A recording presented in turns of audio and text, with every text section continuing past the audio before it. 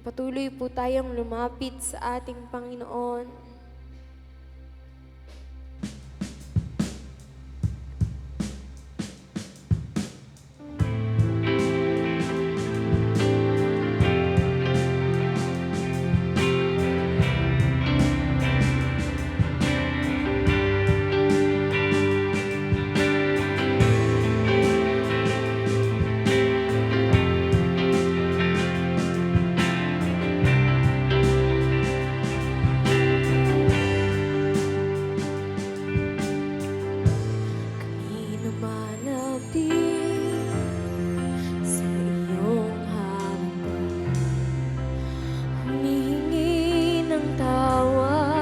Sa lahat ng sala, ika'y may gagawin sa gitna ng kawalan. Ang gumuhong pag-asa ay bubuin,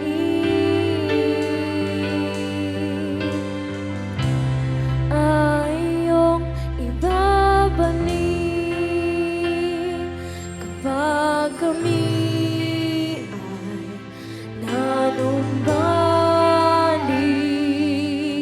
magningning ang iyong mukha sa amin na pagpapalain mong muli.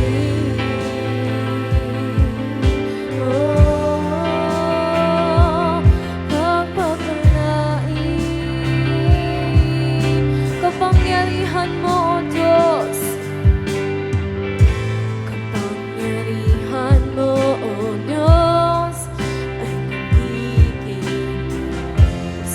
Kapag kami ay mahina at walang lakas, nananampalataya na magbabalik muli ang nagniningas na pag-ibig sa'yo. Lahat tayo ibabalik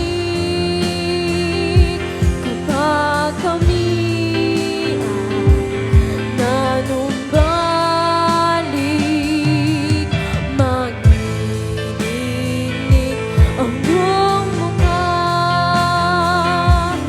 sa amin na pagpapalain mo. Lahat tayong ibabalik kapag kami ay nanumbalik. Magniningning ang iyong mukha sa amin na pagpapalain mo muli.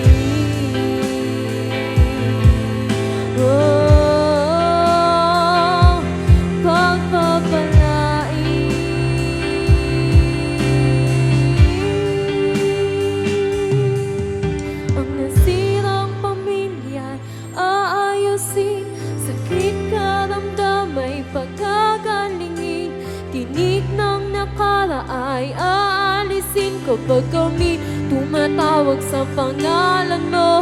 Ang nasirang pamilya ay aayusin, sakit karamdam ay pagkagalingin, tinik ng nakala ay aayusin kapag kami tumatawag sa pangalan mo. Ang nasirang pamilya ay ayusin, sakit karamdam ay pagkagalingin, tinik ng nakala ay aalisin kapag kami tumatawag sa pangalan mo. Ang nasirang pamilya ay ayusin, sakit karamdam ay pagkagalingin, tinik ng nakala ay aalisin kapag kami tumatawag sa pangalan mo. Kapag kami tumatawag sa pangalan mo, kapag kami tumatawag sa pangalan mo, kapag kami tumatawag sa pangalan mo.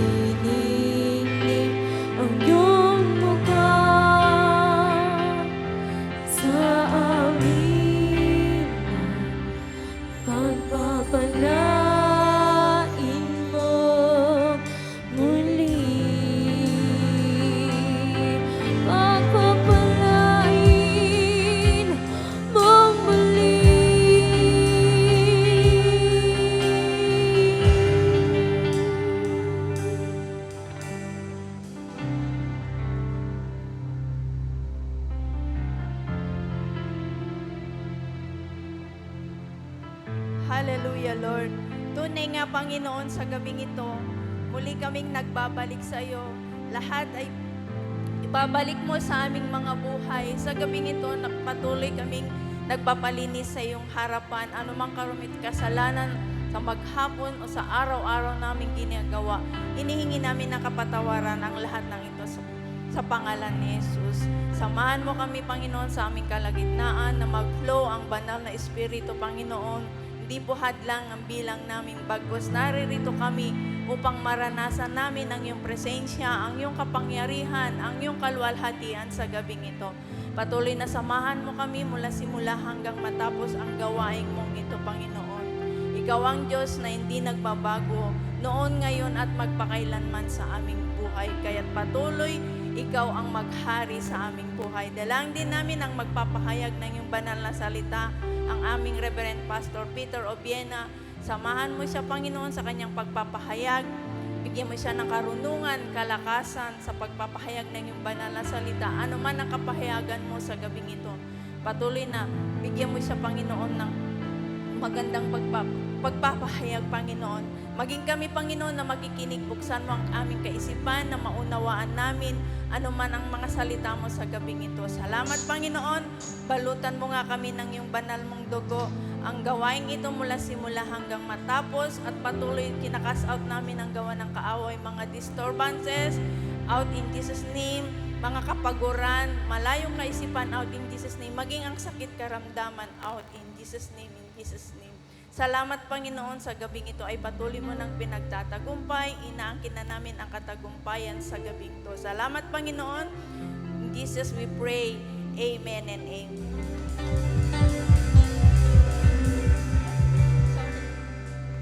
Sige po, patuloy po nating awitan ng ating Panginoon. Ako'y nananalig.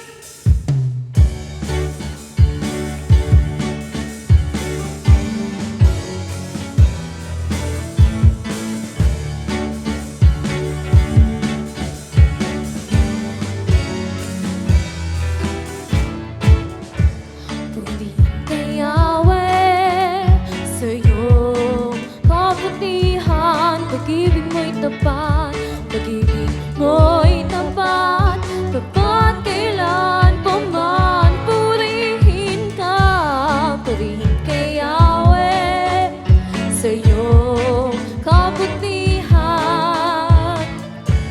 Pag-ibig mo'y tapat, tapat kailan pa man. Purihin ka, Panginoon, sambahin ka, o aming Diyos, nananalig sa'yo.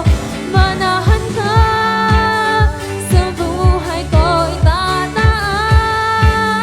Ikaw, Panginoon, purihin ka. Minsan pa po nating awitin.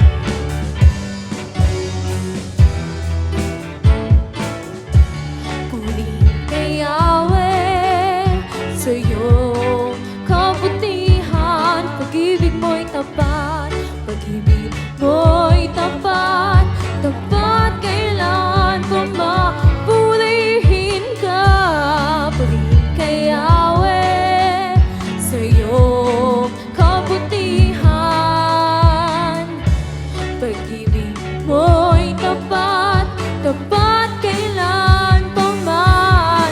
Purihin ka, Panginoon, sambahin ka, o aming Diyos, nananalig sa'yo. Manahan ka, sa buhay ko'y tataas. Ikaw, Panginoon, purihin ka. Patuloy po nating awitin. Ako'y nananalig, ako'y nananalig, ako'y nananalig sa'yo, Jesus. Ako'y nananalig, ako'y nananalig, ako'y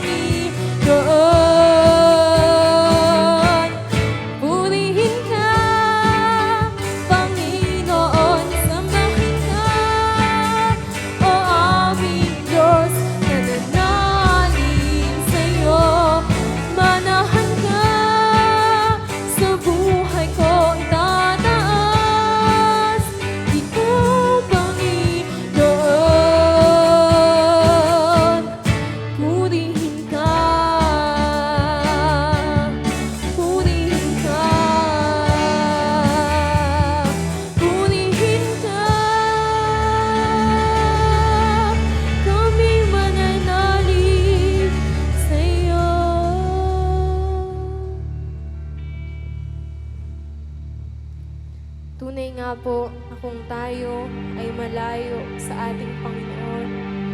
Tayo po ay walang magagawa. Kami sa iyo, Panginoon, ay mananahan.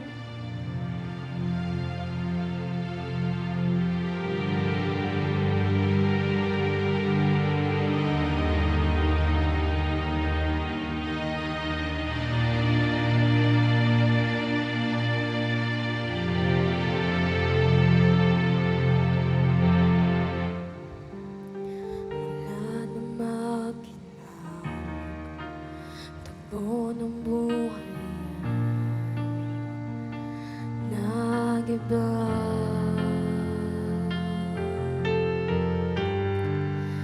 Dilim ng isipan napawi na. Dumi ng puso, dumi ng puso ay nalinis na. Bunot sa buhay namin ibang-iba. Di na, hindi na mawala sa iyong mga kamay. Sa kanan mo kami nakaukit na. Sa bisin mo kami ay lalakas. Sa piling mo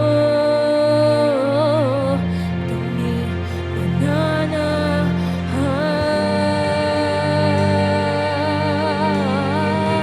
Kami mananahan.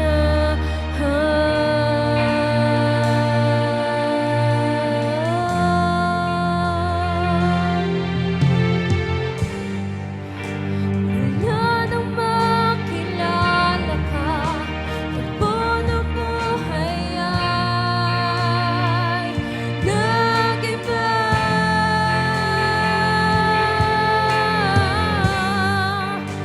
Dilim ng isipay napawi na. Dumi ng puso, dumi ng puso ay nalinis na. Bunot sa buhay namin ibang-iba.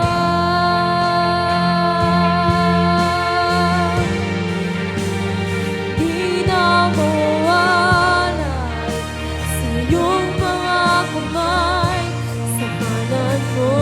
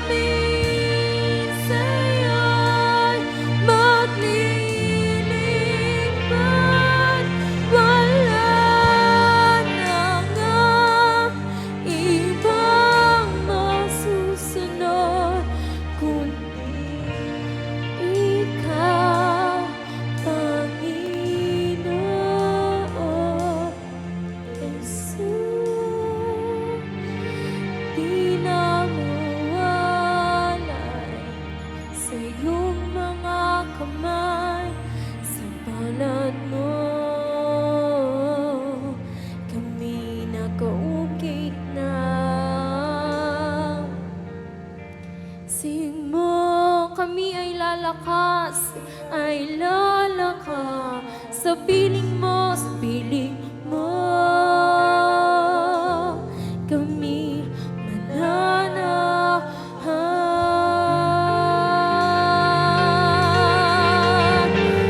Kami mananahan sa'yo, O Diyos. Yan na po ba ang the best clap offering of praise para sa ating Panginoon? Hallelujah, Jesus. Panginoon, sa iyo po ang lahat ng papuri. Minsan pa nga po nating palakpakan. Nais ko pong ibahagi sa atin ang salita ng Diyos na kung saan ang pagpapahayag ng mabuting balita sa mga huling araw.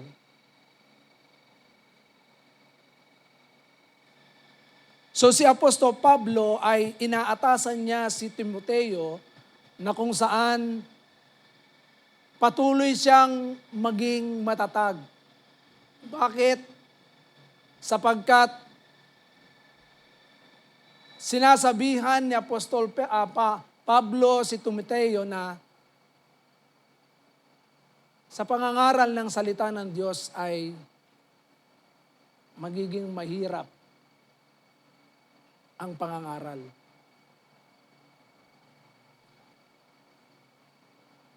Magiging mahirap ang pangangaral. Bakit?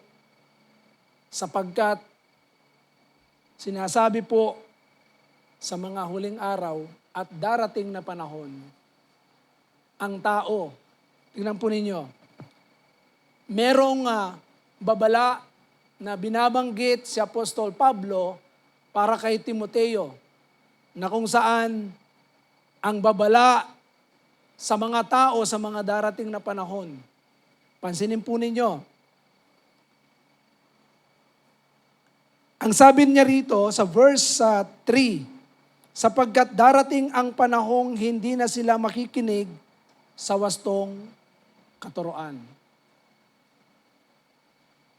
So ang mga tao sa mga darating na panahon, hindi na nila pakikinggan yung tamang aral. Hindi nila pakikinggan yon. Kahit napakaganda ng aral, they will reject it. Kasi ito po ay nakasulat. Amen po ba? Sa halip, susundin nila ang kanilang hilig. Maghahanap sila ng mga tagapagturo na walang ituturo, kundi ang ibig lamang nilang marinig. Hindi na sila makikinig sa katotohanan. Sa halip ay ibabaling ang kanilang pansin sa mga kathang isip. Ito ang mga tao sa mga darating na panahon. Bakit? Sapagkat ang mga tao ay mag-aasta na akala mo ay matalino. Kung titingnan po natin sa panahon ngayon, nagsisimula na. Bakit? Social media. Isang click mo lang, alam mo na kung ano yung gusto mong malaman. Amen po ba? Pero tandaan po ninyo, maliwanag ang salita ng Panginoon. Kapag ang isang tao ay walang tunay na pagkakilala patungkol kay Kristo at hindi niya alam kung ano ang tunay na nilalaman ng salita ng Diyos, yung ebanghelyo na ipinapangaral natin, walang tunay na pagbabago sa isang tao kahit malaman man niya ang lahat ng bagay. Amen po ba? So mahalaga po ito na kung saan si Apostol Pablo ay binibigyan niya ng babala si Timoteo sa mga darating na panahon. At ito po ay wala na sila ngayon. Sa panahon na natin ngayon. Sabihin, ilang daang taon na ang lumipas. Diba?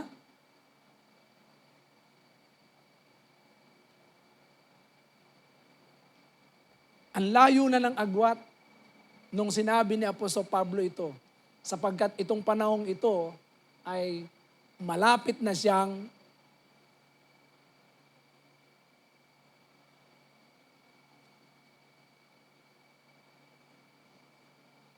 magtapos sa kanyang pangangaral. Kaya nga binigyan niya ng atas. Inatasan niya si Timoteo na gampanan ang atas na ito. Dalawa po ang nakita ko po dito na sinabi ni Apostol Pablo kay Timoteo. Tingnan po ninyo. Sa verse 5, sabi niya, ngunit ikaw ay maging mahinahon sa lahat ng oras, magtiis ka sa panahon ng kahirapan. Gampanan mo ang tungkulin ng isang mangangaral ng magandang balita at tuparin mo ng lubos ang iyong paglilingkod. Sa English, do the work of an evangelist. Maganda po siya sa English eh. Gusto ko pong makita po natin siya sa English ay ang sabi niya rito, do the work of an evangelist, devote yourself completely to your ministry. Ito pong dalawang ito ay nagre-rema sa akin na kung saan kailangan po nating gawin sa panahon po natin ngayon. Kailangan nating gawin. Bakit? Bago pa dumating yung sinasabi na Apostol Pablo, na ang tao hindi na makikinig yan ng tamang aral. Hindi na rin nila paniniwalaan ang katotohanan, kundi sila ay maniniwala na lamang sa mga kathang isip.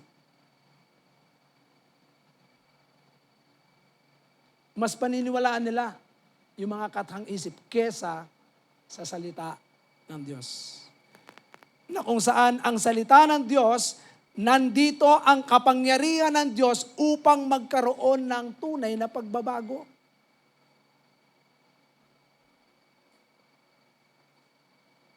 Tanungin ko po kayo, mahalaga po ba ang pangangaral ng mabuting balita ng kaligtasan? Hello? Mahalaga po ba? Yes, mahalaga. Bigyan ko po kayo ng isang kwento na kung saan, alam niyo po ba na nung Tuesday, grabe yung bang para akong parang tinurok yung aking dibdib doon sa, yung bang kailangang maibahagi si Kristo sa tao. Bakit? Kasi kapag wala si Kristo sa buhay ng tao, siya ng pinakakawawang tao sa balat ng lupa. Tingnan po ninyo itong Luke chapter 16. Isang kwento na kung saan mahalagang kwento o parabola na ikinuwento ng ating Panginoon sa kanyang mga alagad na ang mayaman at si Lazaro. Tingnan po ninyo itong kwentong ito. Kung paano itong mayamang ito ay nagmamakaawa para lamang ibahagi ang mabuting balita ng kaligtasan. Bakit mahalagang ibahagi ang ebanghelyo patungkol kay Kristo? Sabi rito sa verse 19, beginning verse 19, may isang mayamang laging nakasuot ng mamahaling damit at saganang-sagana sa pagkain araw-araw. May isa namang pulubing nangangailangan, nagngangalang Lazaro, natadtad ng sugat sa katawan at nakahiga sa may pintuan ng mayaman. Sa hangad na matapunan man lamang ng mumong nahuhulog. Mula sa hapag ng mayaman at dooy nilalapitan siya ng mga aso at dinidila ng kanyang mga sugat. Namatay ang pulubi at siya'y dinala ng mga anghel sa piling ni Abraham. Namatay rin ang mayaman at inilibing. Sa gitna ng kanyang pagdurusa sa daigdig ng mga patay, natanaw ng mayaman si Lazaro sa piling ni Abraham. Kaya't sumigaw siya, Amang Abraham, maawa po kayo sa akin. Utusan po ninyo si Lazaro na isawsaw sa tubig ang dulo ng kanyang daliri at basain ang aking dila dahil ako'y naghihirap sa apoy na ito. Ngunit sumagot si Abraham, Anak, alalahanin mong nagpasasa ka sa buhay noong ikaw ay nasa lupa. At si Lazaro naman ay nagtiis ng kahirapan. Subalit ngayon, inaaliw siya rito samantalang ikaw na may nagdurusa riyan. Bukod dito, may malaking bangin sa pagitan natin, kaya't ang mga naririto ay hindi makakapunta diyan at ang mga naririyan ay hindi makakapunta rito. Ngunit sinabi ng mayaman, kung gayon po, Amang Abraham, ipinakikiusap kong papuntahin na lamang ninyo si Lazaro sa bahay ng aking ama. Take note ha, pakinggan nyo maigi. Sa aking 5 kapatid na lalaki, suguin po ninyo siya upang sila'y bigyang babala. Bigyang babala at nang hindi sila humantong sa dakong ito ng pagdurusa.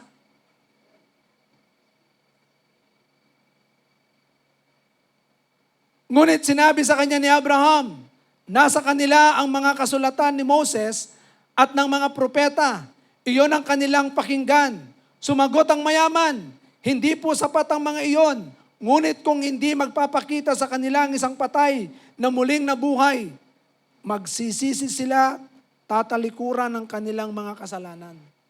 Sinabi naman sa kanya ni Abraham, kung ayaw nilang pakinggan ang mga isinulat ni Moses at ng mga propeta, hindi rin nila paniniwalaan kahit ang isang patay na muling mabubuhay. Mga kapatid, bakit mahalaga ang pagpapahayag ng mabuting balita?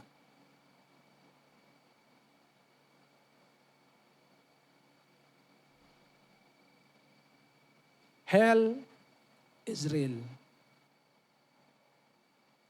Totoo ang impyerno. Amen po ba? Pagdurusa, walang hanggang kapighatian ang mararanasan ng taong hindi kumilala sa tagapagligtas.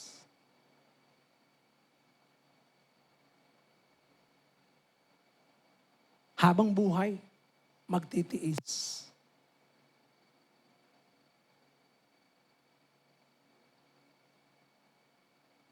Dito sa lupa, oo, masaya ang buhay. Pero kapag wala si Jesus sa buhay ng isang tao, siya na ang pinakakawawang tao sa balat ng lupa. Ito ay isang larawan na kung saan makikita natin na ang isang mayaman ay nagpakasasa sa kanyang buhay samantalang dumarating sa kanya ang kapahamakan. Tingnan nyo, dahil sa hirap na kanyang nararanasan, nagmamakaawa siya.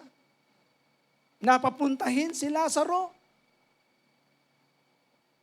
doon sa kanyang ama. Meron pa siyang 5 kapatid. Ano ang pinapakita dito na larawan? Na kung saan ang isang taong nakaranas ng kahirapan, kaya nga tayo mga kapatid, Kristiyano tayo na merong karanasan na nahihirapan tayo.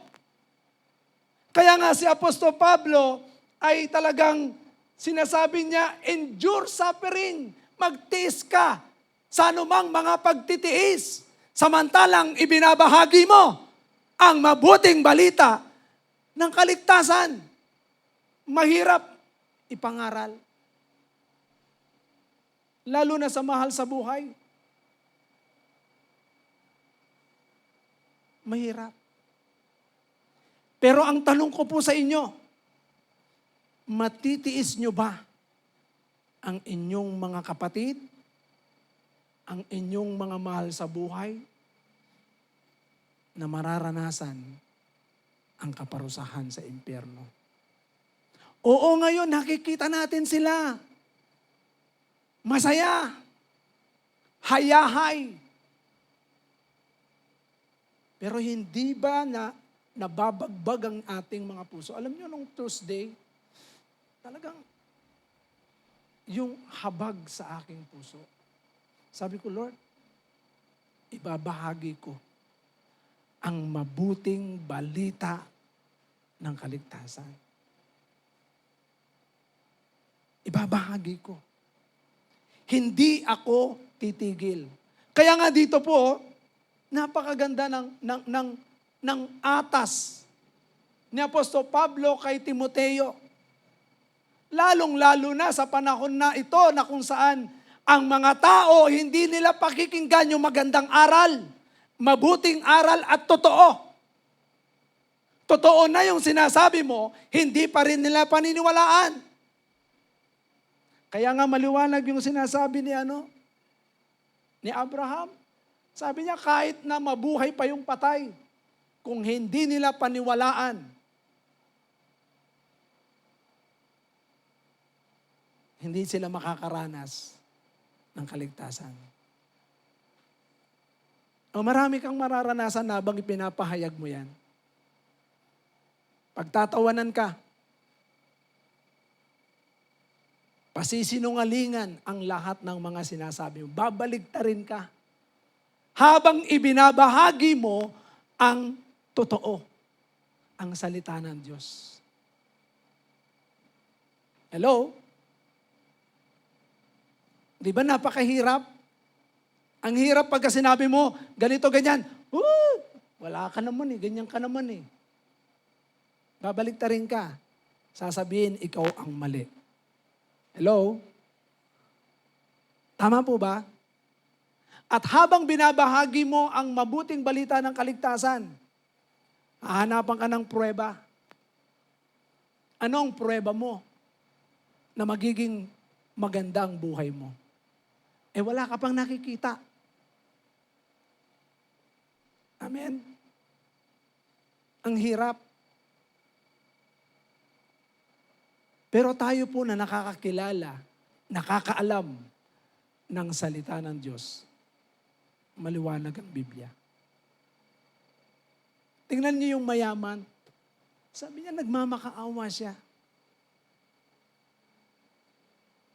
Isipin na ninyo lahat ng mga mahal sa buhay na hindi pa nakakakilala.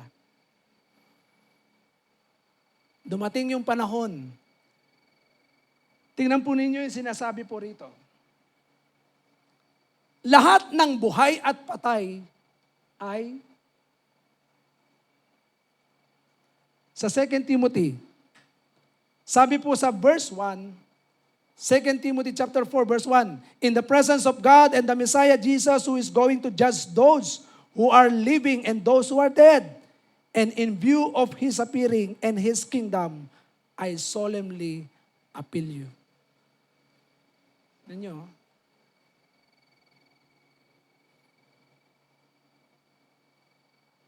mga kapatid, tingnan ninyo, hindi ba kayo nababagbag ang puso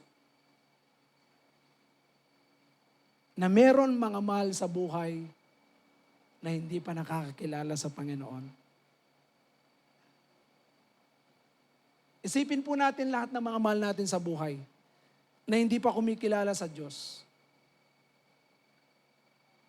Huwag mo nating antayin na maging huli ang lahat. Na darating ang panahon, maging katulad tayo nitong mayamang,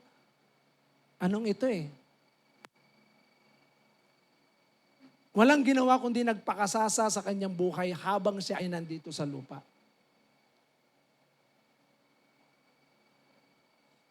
Wala akong makakaligtas sa harapan ng Diyos.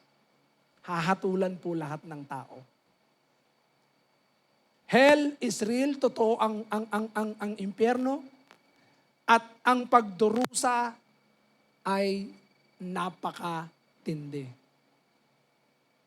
At lahat ng tao'y huhusgahan ng Diyos. Ayon sa ginawa. Kaya nga, si Apostol Pablo ay inaatasan niya si Timoteo na kung saan maging handa. Tingnan po ninyo sa verse 2 ng 2 Timothy chapter 4 verse 2, sabi niya, maging handa ka sa pangangaral ng salita ng Diyos na papanahon man o hindi. Sabi po rito, ipangaral mo ang salita ng Diyos, pagsikapan mong gawin iyan, napapanahon man o hindi. Himukin mo at pagsabihan ng mga tao at palakasin ang kanilang loob sa pamamagitan ng matyagang pagtuturo. Hello? Nagtsatsaga po ba tayo? Pinagtsatsagaan po ba natin na paulit-ulit na sabihan, manalig ka kay Kristo. Sumunod ka kay Kristo. Maglingkod ka kay Kristo. Isuko mo ang buhay mo kay Kristo.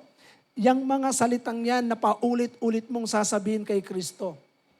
Minsan paulit-ulit ka rin babaligtarin.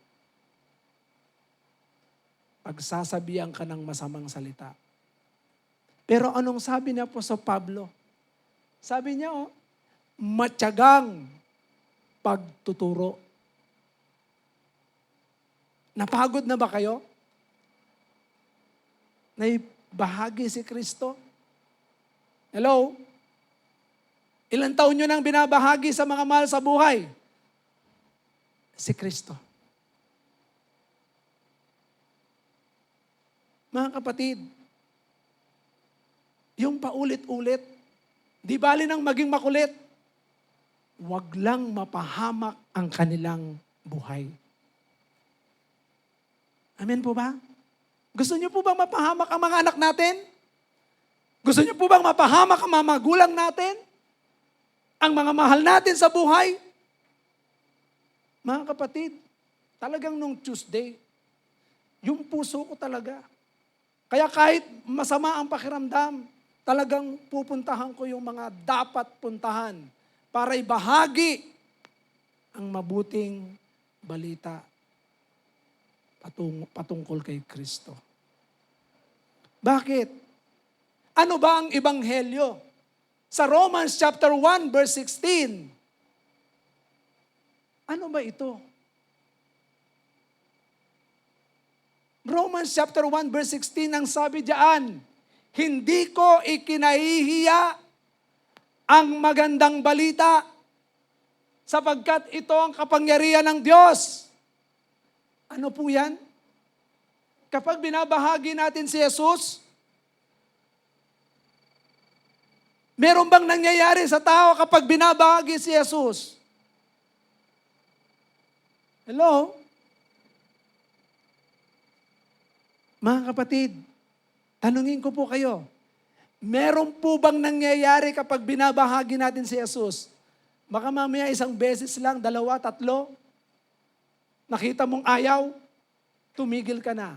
Anong sabi ni Paul? Matyagang pagtuturo. Napapanahon man o hindi. Malakas ka, mahina ka, may sakit ka, malungkot ka, masaya.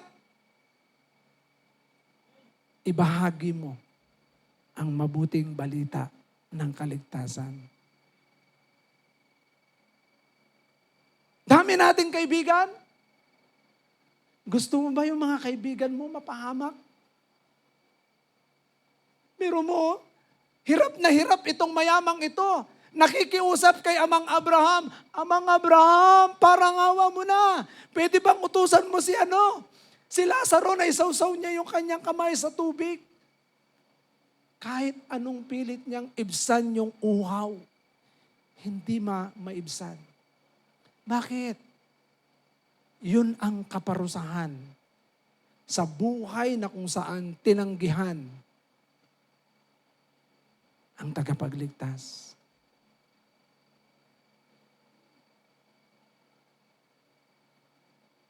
Ang dami nating mga kaibigan. At yung mga kaibigan na yan, matitiis mo ba na ikaw may kaligtasan ka? Alam mo kung saan ka pupunta? Tapos masaya kayo dito? Okay, ang saya-saya. Pero time will come, hindi mo ibinahagi si Kristo sa kanila. Ikaw napunta sa langit, sila sa impyerno. Maaatim mo ba yun?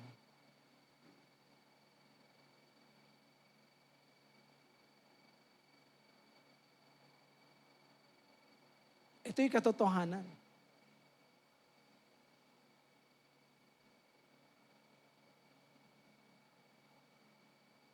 Nakakalungkot, alam niyo po ba? Maraming mga Kristiyano, mas higit na binibigyang halaga ang mga bagay na makamundo.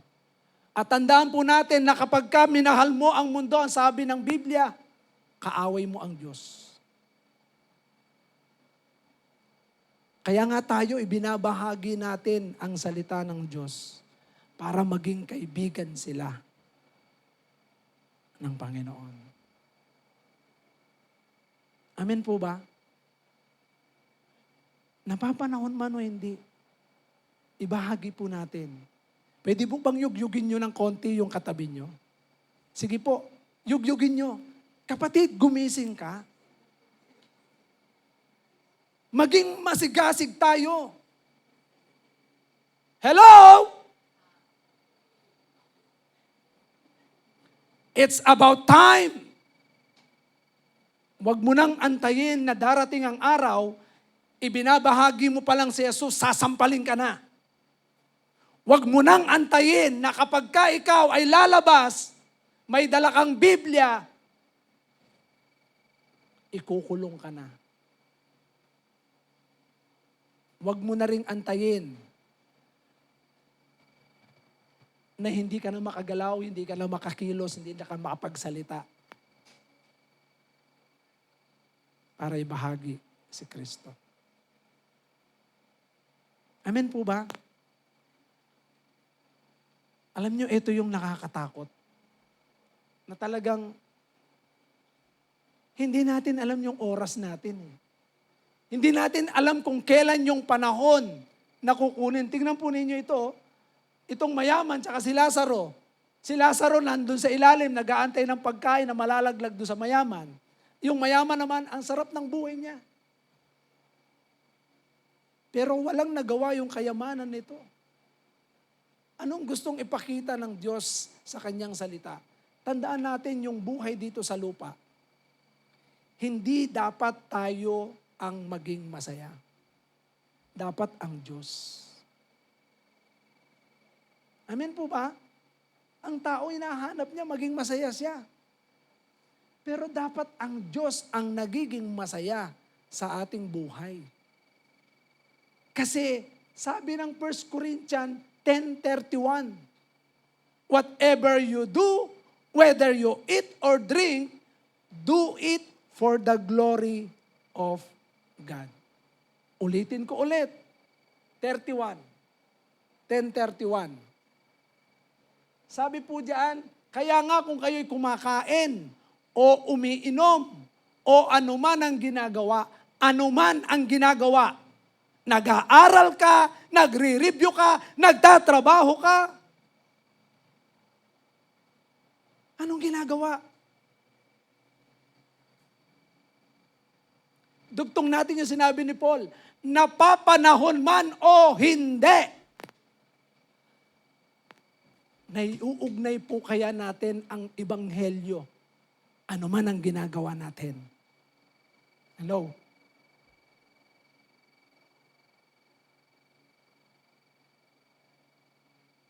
Mga kapatid, dumingi tayo ng tawad sa Panginoon. Kung tayo ay hindi naging masigasig, pero ngayon, inaatasan tayo ng Diyos. Amen po ba? Tingnan po ninyo yung ano doon. Sa verse 5 ng 2 Timothy chapter 4 verse 5.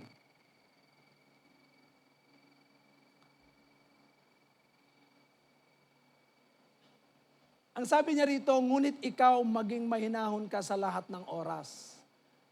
Magtiis ka sa panahon ng kahirapan. Hello?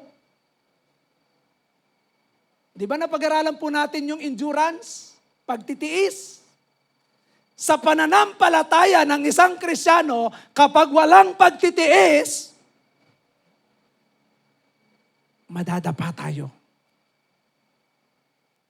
Kaya nga ang isang Kristiyano, sa lahat ng panahon, nagtitiis yan. Amen po ba? Kasi kung di tayo magtitiis, hindi tayo magtatagumpay. Kaya nga lahat ng tiisin natin, magtiis ka. Kaya nga sinasabi ni Paul,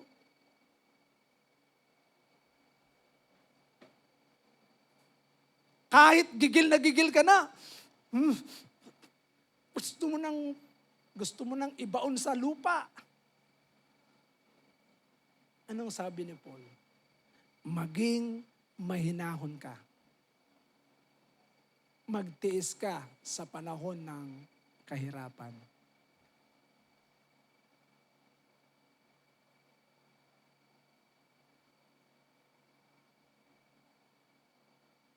Meron po akong sinesira na kapatid ko. Ang haba na ng panahon nun. Paulit-ulit kong ano yan. Nandyan na yung suyuin ko, pagalitan ko, suyuin ko ulit, pagalitan ko ulit, suyuin ko, paulit-ulit. Pero hindi ako nagsasawa sa kanya. Bakit? Kasi kailangan niya ang kaligtasan. Kailangan niyang maranasan yung inaasahan po natin. Mga kapatid, alam po ba natin yung ating mararanasan pagdating ng panahon? Hello? Alam po ba natin? Kayo rito, alam ba ninyo kung ano yung mararanasan nyo pagdating ng araw? Hello? Alam ba ninyo kung ano yung mararanasan natin pagdating ng araw? Masaya ba kayo? Amen. Dito. Parang malungkot kayo. Amen. Mga kapatid, yung hindi matatawaran yung mararanasan natin pagdating ng panahon.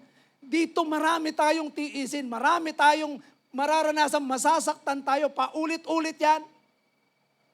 Paulit-ulit na masasaktan tayo. Pero lahat ng tiisin na yan, papawiin lahat ng Diyos yan. At hindi may papantay doon sa mga karanasan natin dito pagdating natin sa langit. Amen po ba? Kaya nga ito yung pag-asa natin na kung saan sumasampalataya tayo kay Jesus. Nagpapatuloy tayo. At ngayon sa pagpapatuloy natin, alam nyo ba kasama sa tiisin natin na kailangan nating ibahagi ang mabuting balita ng kaligtasan sa kanila. Huwag nating pagsawaan. Huwag tayong magsawa. Amen po ba? Napagod na ba kayong mag-share ng gospel? Ha? Sa simpleng ano lang,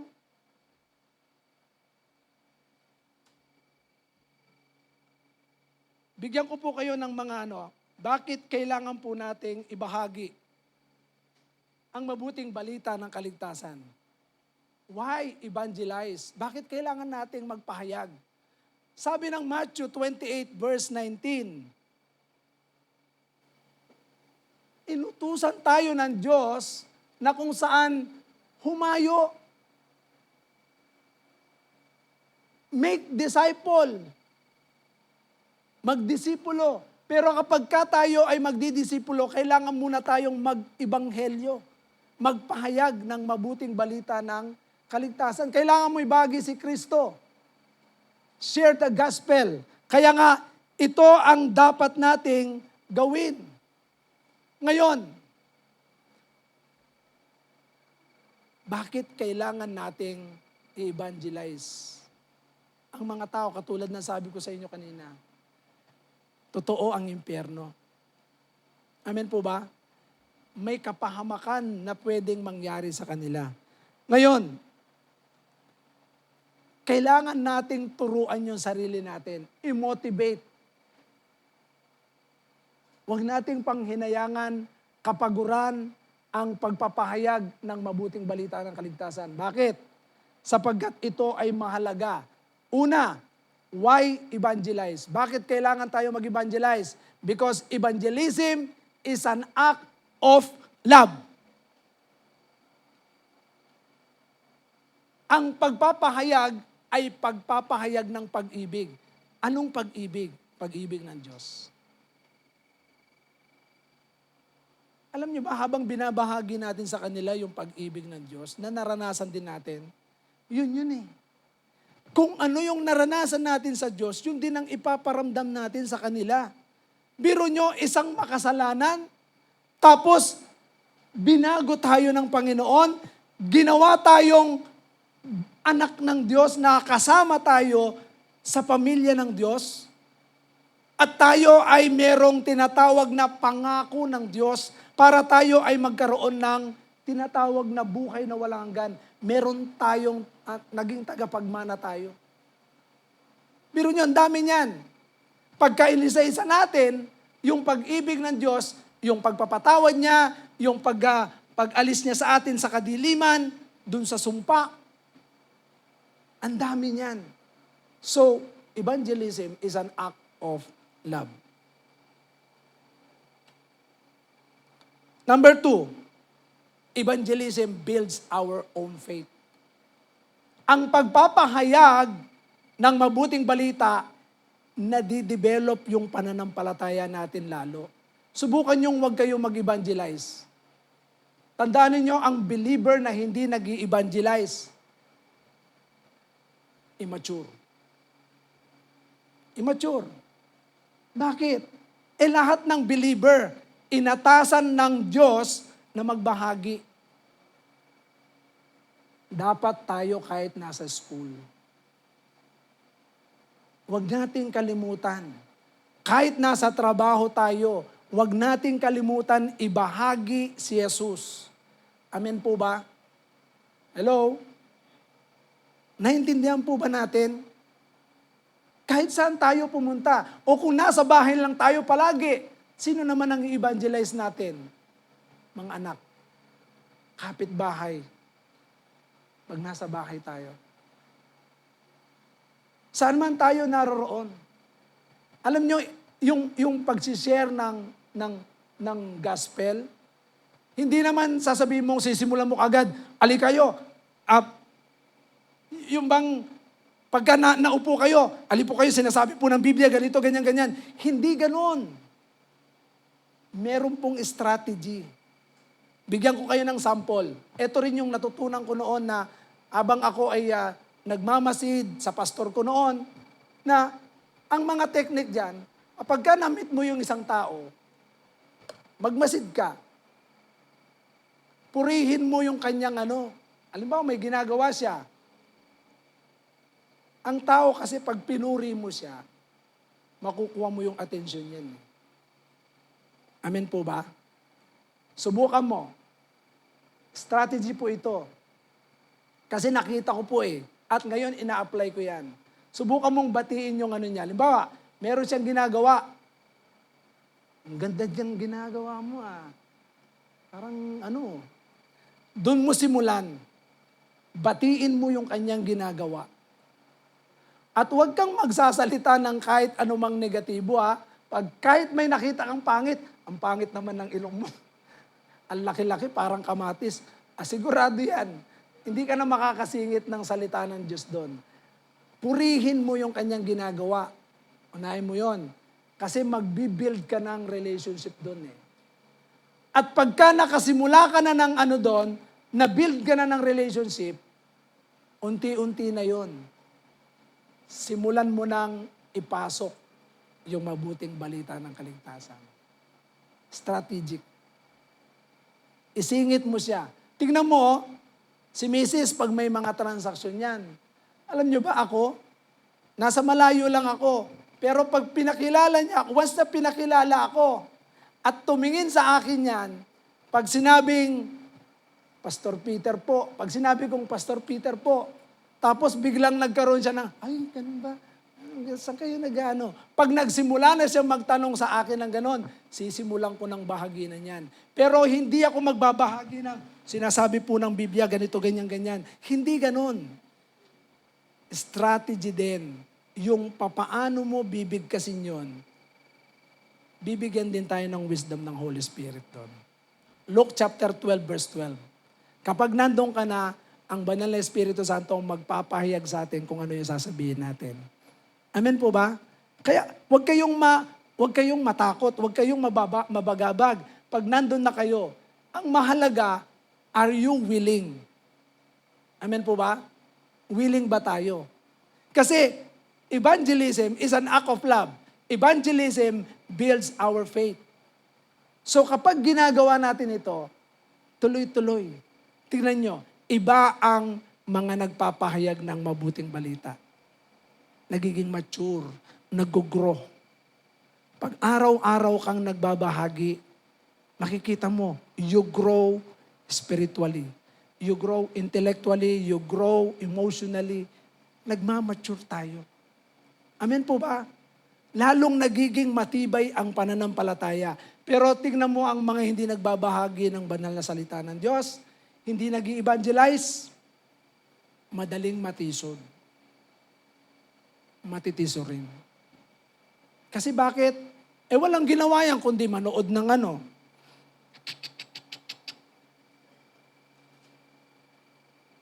Mag-aano ng TikTok.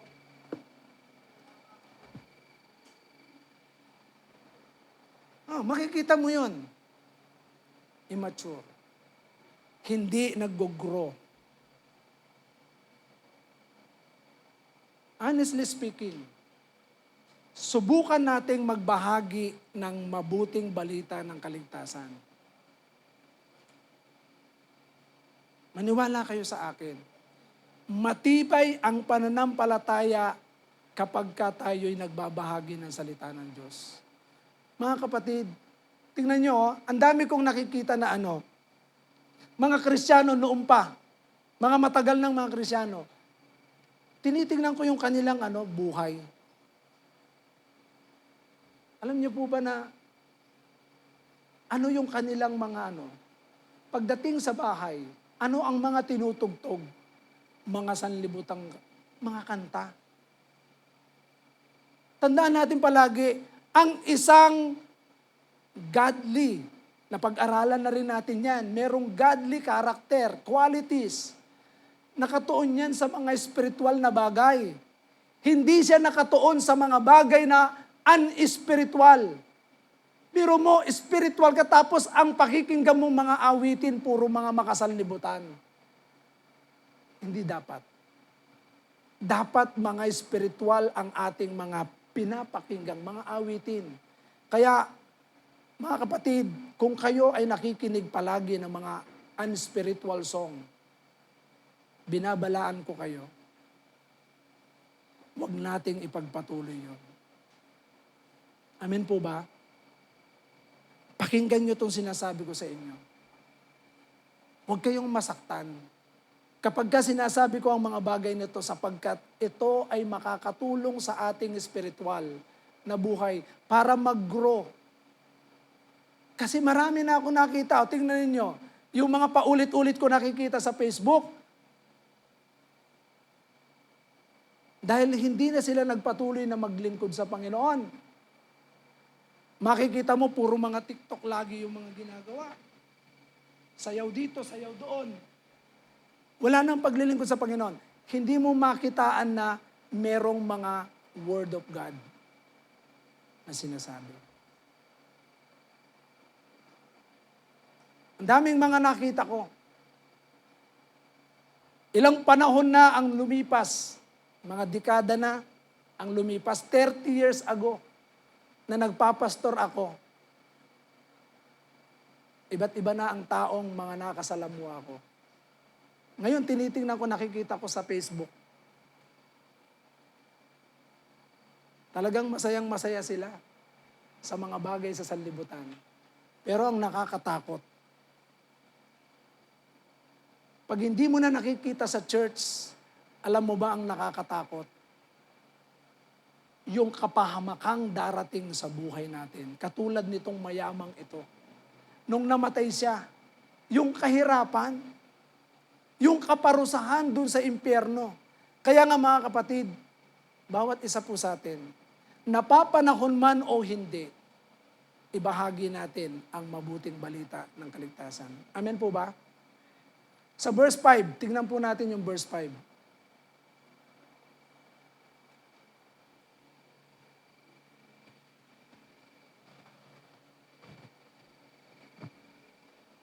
Ito pong, but you must be clear-headed.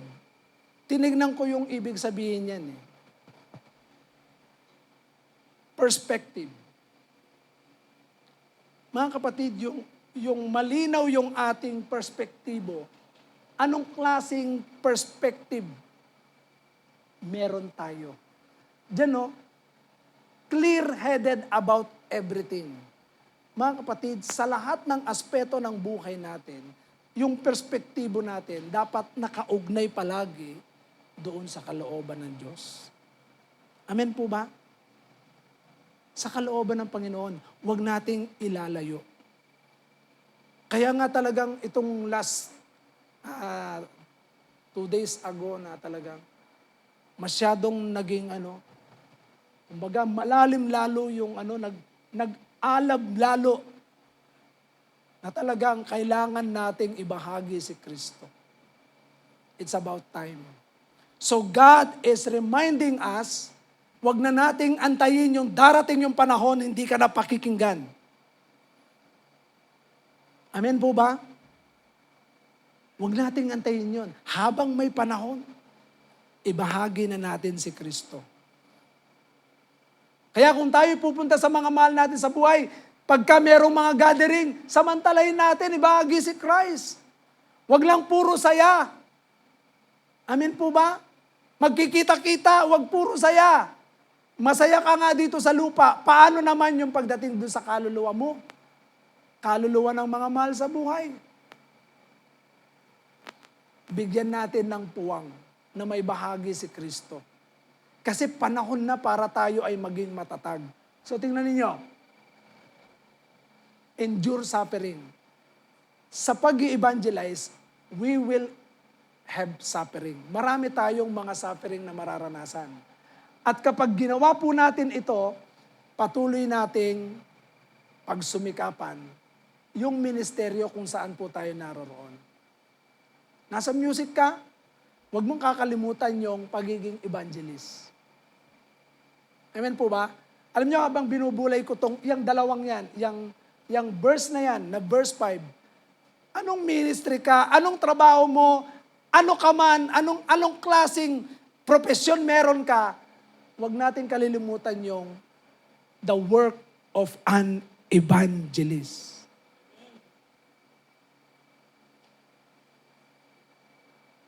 Kasi ang isang ibang evangelista, ipinapahayag mo yung pag-ibig ni Kristo. Amen po ba? Yun lang pagpapahayag ng pag-ibig ni Kristo. Kasi yung pag-ibig ni Kristo, yan ang mag-aan sa kanila dun sa kapahamakan. Kaya sa gabi pong ito, kung si Timoteo ay inatasan ni Apostol Pablo, ngayon ding gabing ito. Puntahan natin yung verse 1. Verse 1.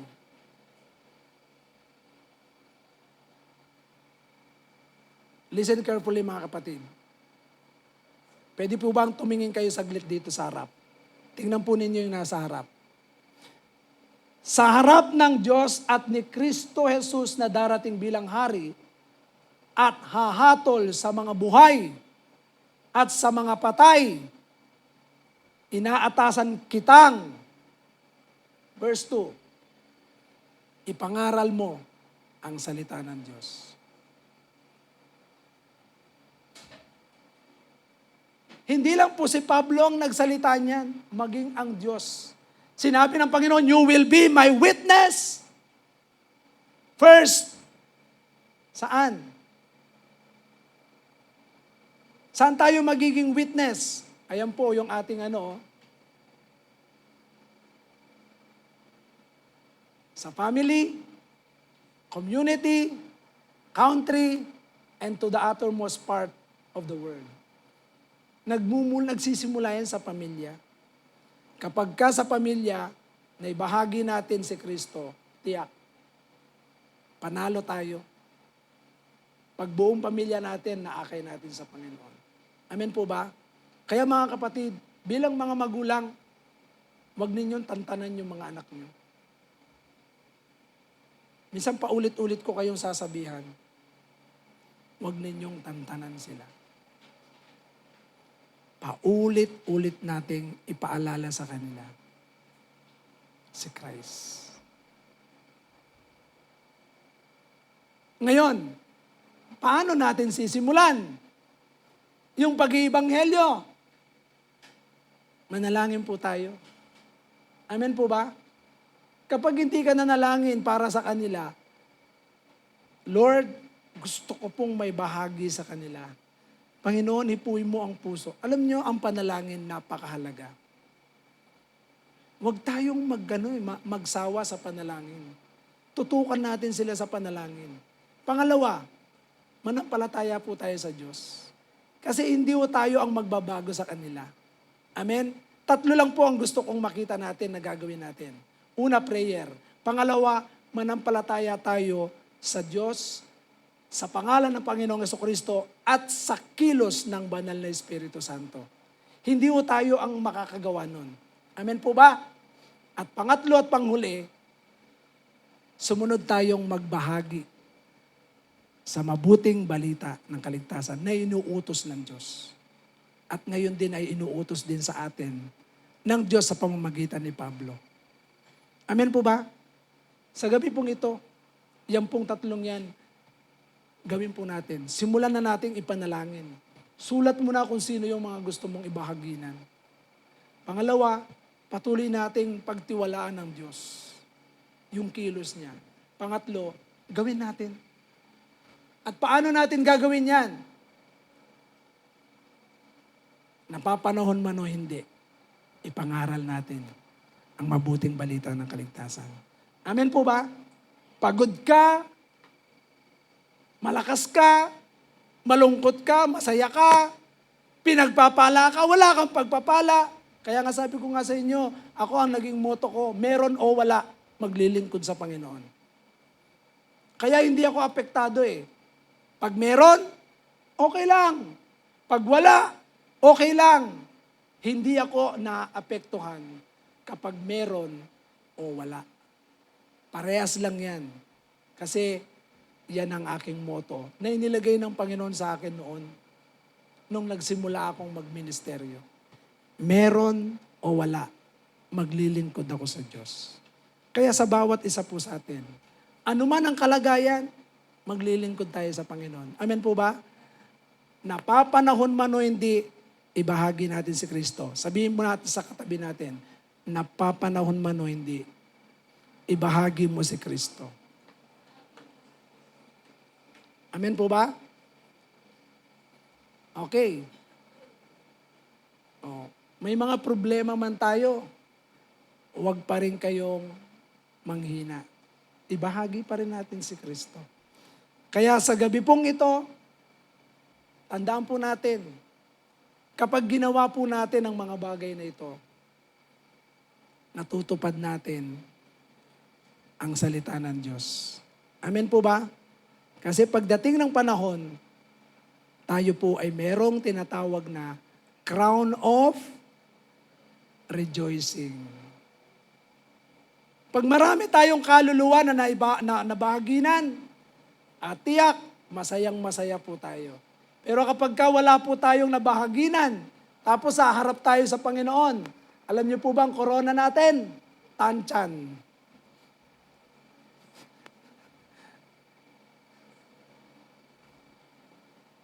Inano ko lang tanchan, pero tansan yun. Gusto niyo po ba tansan ang matanggap natin?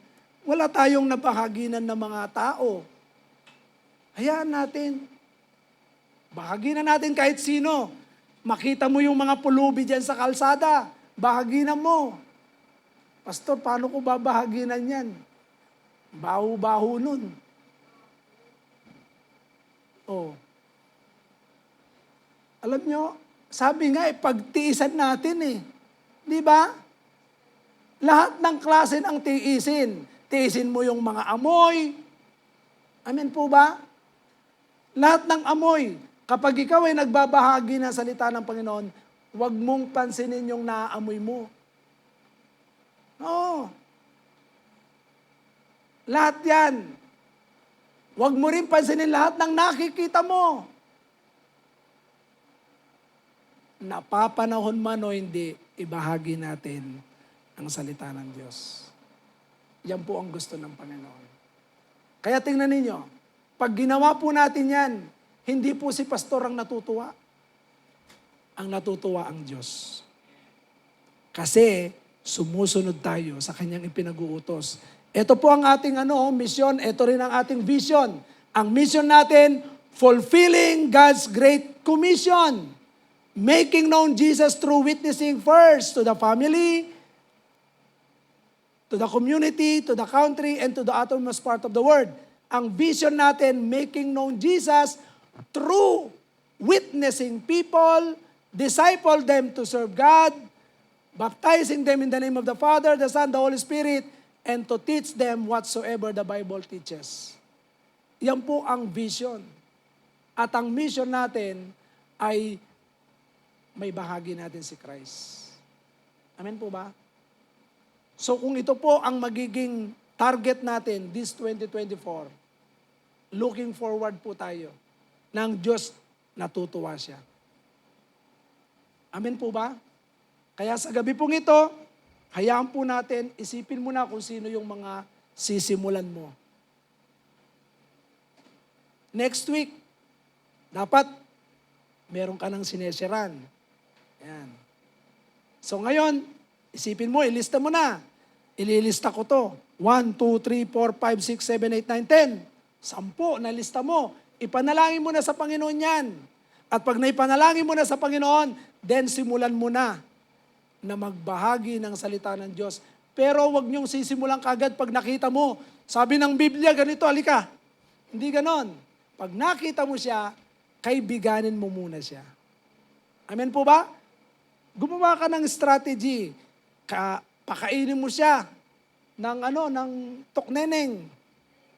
Oo. Pakainin mo siya sa Jollibee.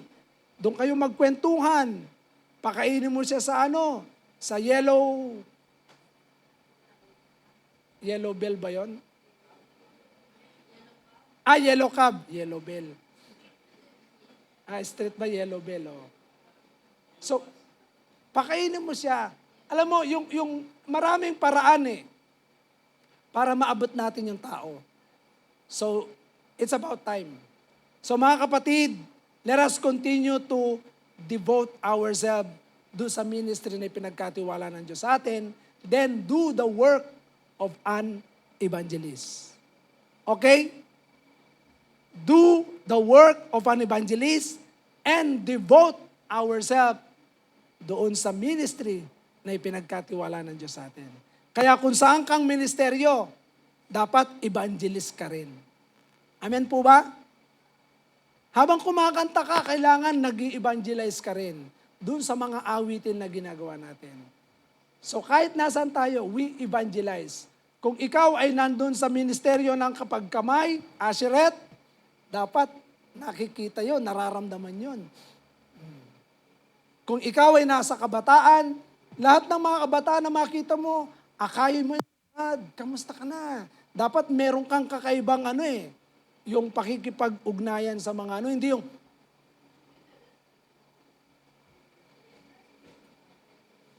tapos. Dapat masigasig, masigla. Talagang ang mga kabataan gusto niya masigla. Paano yan pag matanda na? Ganon din ba matanda? Hindi. Dapat enthusiasm pa rin. Kahit matanda na, nakikita pa rin yung glory ni Lord. Na kapag ka ikaw senior citizen na, talagang pag kumamay ka, brother, sister, purihin ang Panginoon. Salamat sa Panginoon, nakadalo ka. Tapos yun, akayin mo na siya sa Panginoon. Di ba? Hindi porket matanda tayo. Wala na, aakayin ka na lang, wala ka nang gagawin. Hindi, kahit matanda ka na, magbahagi pa rin tayo. Do the work of an evangelist. Devote ourselves to the ministry. Amen po ba? Yes. Mga kapatid, ako talaga, ito yung heart ko ngayon. Do the work of an evangelist. Kahit saan tayo dali ng Panginoon. Amen po ba? Kahit nasa palengke ka, magkano po itong kilo na to? Ay, grabe naman Ang taas ng ano. Wala bang tawad yan? Yan. Kunwari, magbiro ka. Wala bang tawad yan? Ay, wala na po eh. Si Kristo nga nagpatawad eh. Di ba? Sabi ng Biblia. Mga ganun ba mga ano?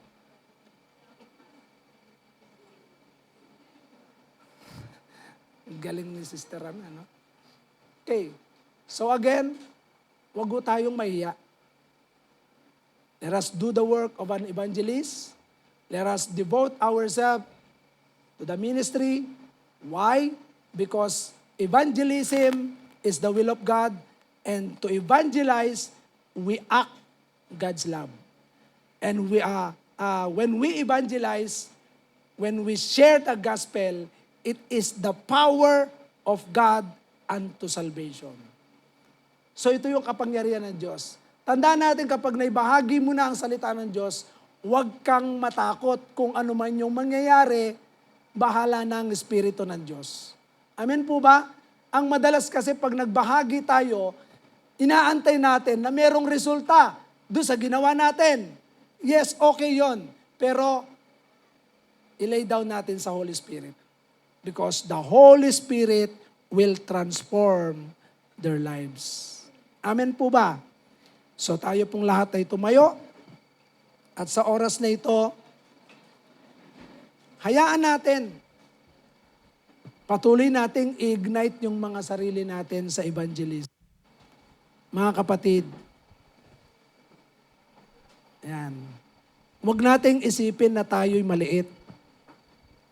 Huwag nating isipin, hindi tayo marunong magsalita. Huwag din nating isipin, hindi mo kaya yan. Huwag din nating isipin na tayo ay mahirap. Alam niyo po ba kahit anong kalagayan natin, lahat tayo ay pinili ng Diyos, tinawag ng Diyos para magbahagi ng pag-ibig niya. Bakit? Di ba naranasan natin yung pag-ibig niya? Hello? Naranasan niyo po ba? So kung naranasan po natin yung pag-ibig niya, let us share God's love. Ganun lang kadali. Kung ikaw mismo naranasan mo ang pag-ibig ng Diyos, share kung ano yung naranasan mo. Malaking kasalanan ang pinatawad sa atin, o maliit na kasalanan, ang mahalaga naranasan natin yung pagpapatawad ng Diyos. Kaya sa gabing ito, hayaan natin muli, damhin natin yung pag-ibig ng Diyos.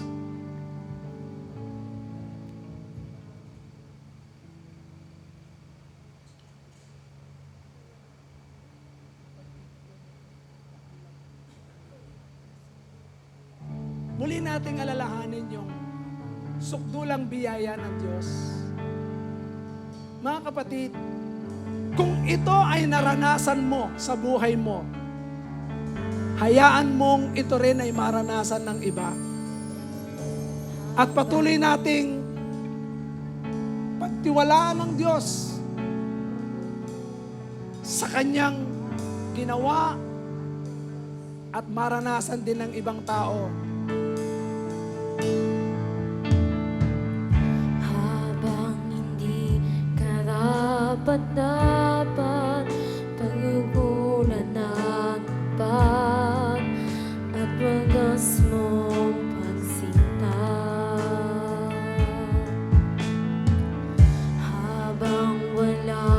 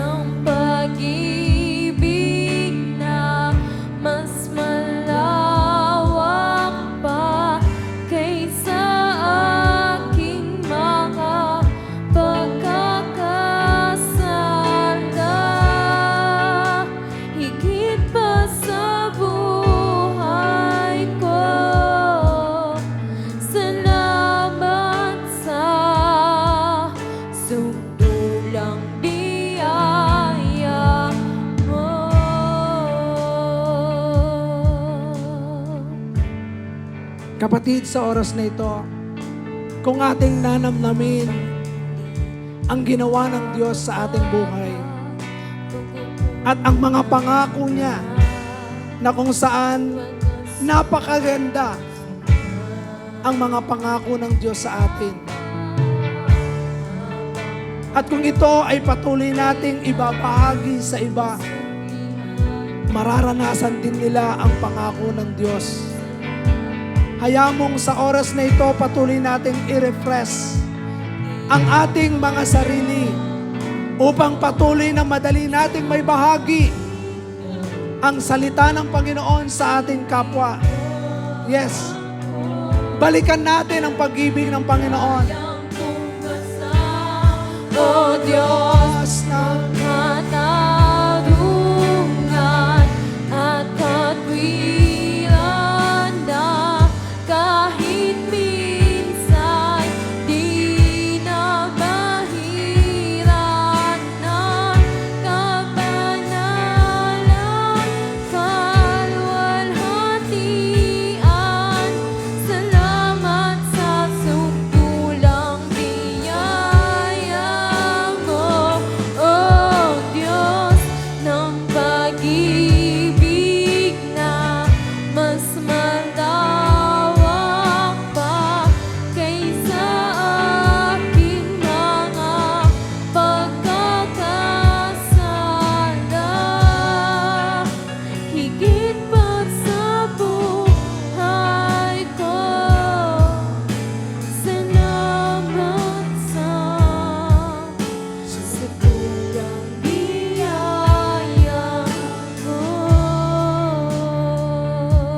Panginoon, sa oras pang ito, patuloy kong itinataas sa iyo ang bawat isa. O Diyos, Ikaw ang siyang nagmahal sa amin.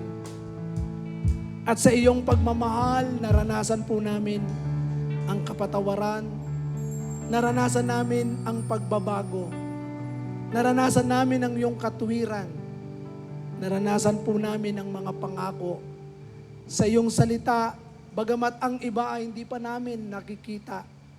Pero dahil naniniwala kami na ito po ay mangyayari sa darating na panahon. Gayon din po, O Diyos, sa kabilang ibayo naman na kung saan kapag ang isang tao hindi kumilala sa iyo, kapahamakan naman ang kanyang mararanasan. At ang puot ng Diyos ay nananatili. Panginoon, ang puot na ito, O Diyos, kalakip ng iyong pag-ibig at ng iyong katarungan, na kung saan ikaw ay nagmamahal sa lahat ng tao. Subalit, kung hindi nila paniniwalaan ang iyong pangako sa pamamagitan ng aming Panginoong Jesucristo, sila po, O Diyos, ay nasa ilalim ng kaparusahan. Kapatid, alam natin ang tiyak na mangyayari sa mga taong hindi pa kumikilala sa Diyos. At kung ikaw ay merong alam sa mga mahal sa buhay, sa mga kapitbahay, kaibigan, kasama sa trabaho, sa school, hayaan mong sa oras na ito, patuloy nating ibahagi sa kanila ang pag-ibig na naranasan natin. Huwag kang matakot, sapagkat ang Diyos ay kasama natin. At sa tuwing may babahagi natin si Kristo, libo-libong anghel na nagdiriwang sa langit kapag merong isang kaluluwa ang tumanggap at nagsisi ng kanyang sarili, ng kanyang kasalanan sa harapan ng Diyos. Sa oras na ito, mga kapatid, hayaan natin na ang buhay natin, anuman ang ginagawa natin sa araw-araw, kumakain man, umiinom man, at anuman ang ginagawa, gawin natin ito sa kaluluwalhati at kapurihan sa pangalan ng Diyos. Hayaan natin sa oras na ito, muli, patuloy na maging iba tayo sa sanlibutan. Kung ikaw ay patuloy na nagpapahayag ng mga bagay sa social media na walang kinalaman sa Diyos. Kapatid, simulan mo na sa tuwing ikaw ay magbabahagi ng mga bagay sa social media, hayaan mong ilakip mo ang pag-ibig ng Diyos, ilakip mo ang mga kamanghamanghang gawa ng Diyos sa buhay mo. Sa lahat ng iyong pagpapahayag, maging sa pananalita, maging sa kilos natin, ipahayag natin ang pag-ibig ni Kristo.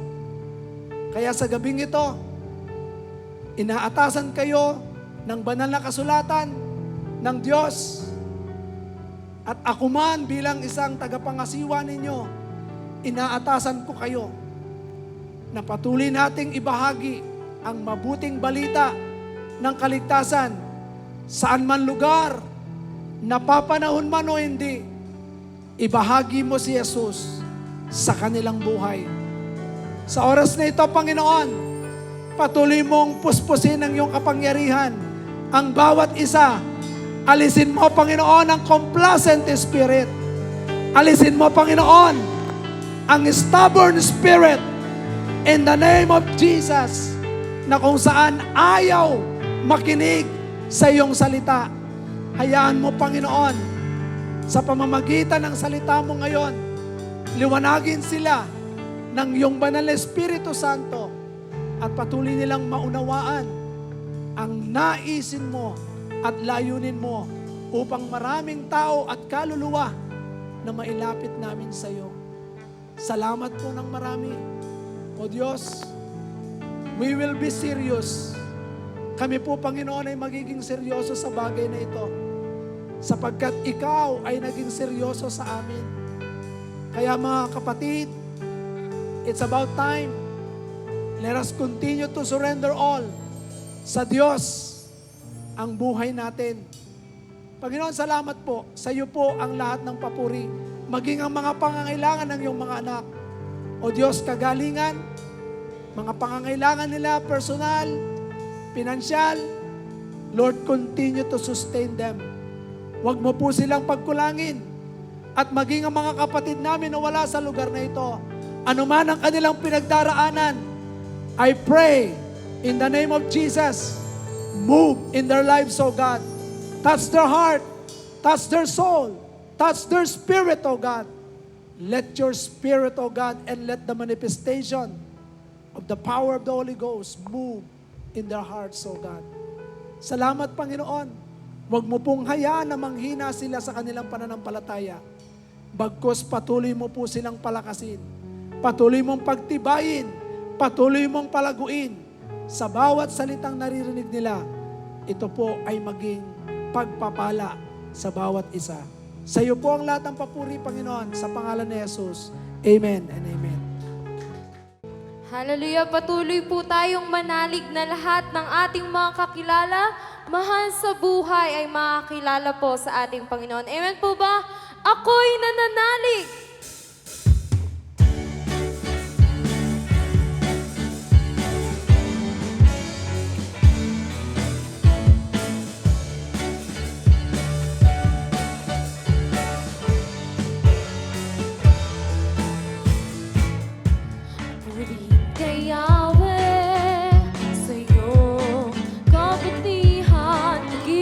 Tapat, pag-ibig mo'y tapat, tapat kailan pa man purihin ka.